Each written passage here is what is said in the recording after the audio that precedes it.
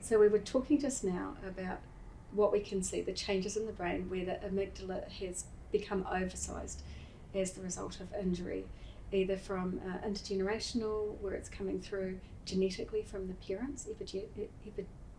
Epigenetics, yes, it's a complex term, but it's easier just to say I've experienced something.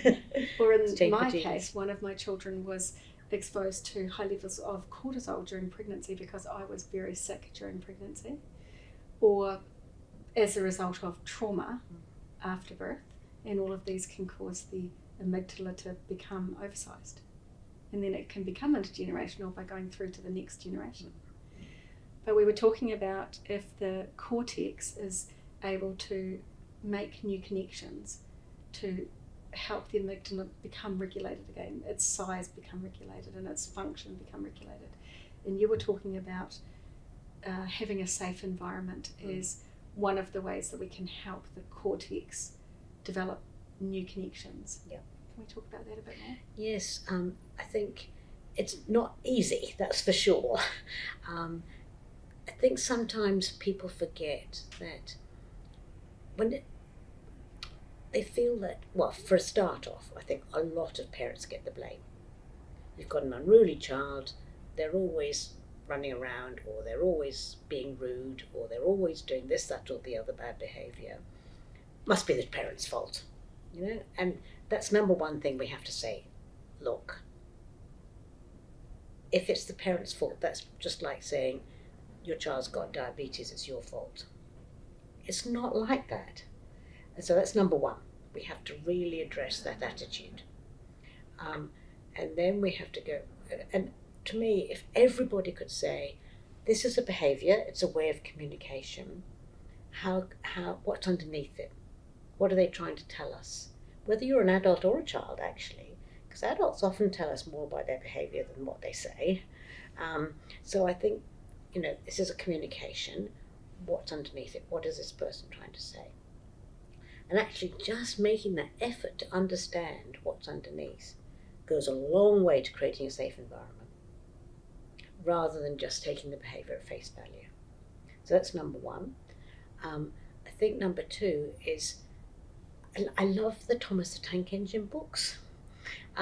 With their different expressions. They've now got a Thomas the Tank Engine autism version, which is great because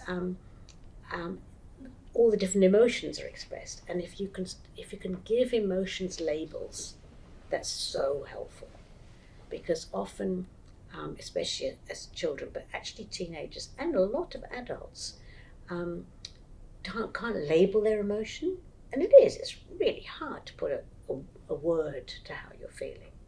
But at the same time, the more you can actually describe in words, that's what helps too, because that helps that brain connection and helps different brain connections grow. It's a bit like colour. And I found this analogy very helpful. I can't remember where I heard it from, but and it was like, how everybody knows some people see red as green or the other way around, and they can't differentiate. And it's a bit like that with emotions. Some people see red, some people see magenta, crimsons, all these different versions. If you look into a paint shop, it's unbelievable the different names they give to colours. But if we could actually hone down on emotions and see the different colours and different words to those emotions, it's very, very helpful. Now that takes a lot of skill, so that's where counsellors can come in and can help people identify how they're feeling and give them words, and that's really helpful. But there aren't enough counsellors. The other thing that can happen is, I think if we could actually give much more support to parents.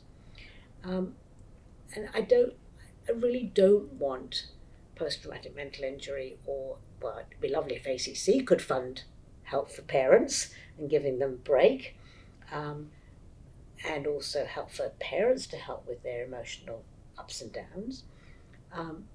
But there's enabling good lives funding for people with disabilities, which can help give a break to parents and focus on their needs as well. But that doesn't exist for some of these neurodiverse situations No. or injury. You only get it if you tick a certain box. Exactly. And again, I don't want them to be seen as people with disabilities. It's different abilities. And actually, when you think about all the people with disabilities in the accepted form, they're different abilities. And everybody says, wow, that child, hasn't got one arm or can't walk very well. But were they the most caring person you've ever met? Or, another strength that they've got. So if we can think of different people with different abilities, wouldn't that be brilliant? Very much so. And as a parent of children with different abilities and having different abilities myself, I've definitely tried to take the approach of scaffolding around them to meet their needs rather than try and change them. Yeah. To identify their strengths and celebrate those. Yeah. And that's exactly the way to go. And sometimes parents need help to identify that, because you've been able to identify that. But that's where I think if we could get family counsellors more, and the concept of family counselling has been there for a while, but usually it's around dysfunctional families, if you like, and it's something wrong with your communication or something like that. But if we could actually think of family counselling as the norm, i.e. everybody has coaching, and in the olden days, that does not that long ago, families used to do that for each other. You'd have grandparents around, you'd have aunts and uncles around, you'd have cousins around, and you could use the strengths of those groups of people, because we're all different, we all have different strengths, to actually help the ones that their weaknesses weren't doing so well. So we really are seeing changes in the way that society is operating, affecting the way that children are growing. Absolutely.